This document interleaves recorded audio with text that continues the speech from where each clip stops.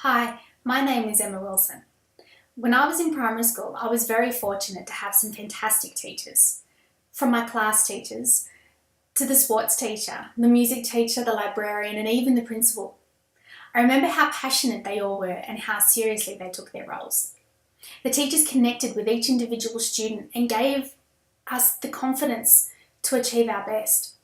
They made school fun and they treated us all equally. They simplified it for everybody and made it easy to understand.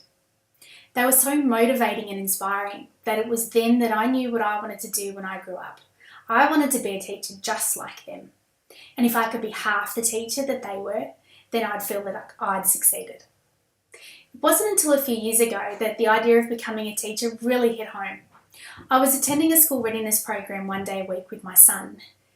He was attending daycare also 3 days a week and doing a similar program there, but not really learning much.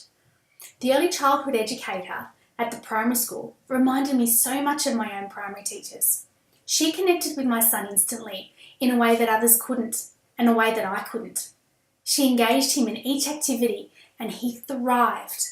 I watched this little boy who went from knowing very little and having very little self-confidence to mastering his name, his colours, his shapes. He showed improved coordination with his gross motor skills and even sat still and listened to the group story and understood it. All the reasons I originally wanted to teach came flooding back, and this time I knew I had to act. So my motivation for becoming a teacher is due to a mixture of some fantastic experiences I've had with my own primary school teachers and the experiences I've had with my kids and their teachers.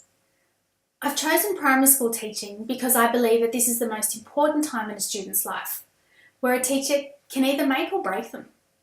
I want to be that teacher that empowers the students and has a positive influence towards their education. I want to connect with students and get them excited about learning. I want them engaged in their learning journey and I want to get their creative juices flowing. I want to make them want to come to school every day and learn.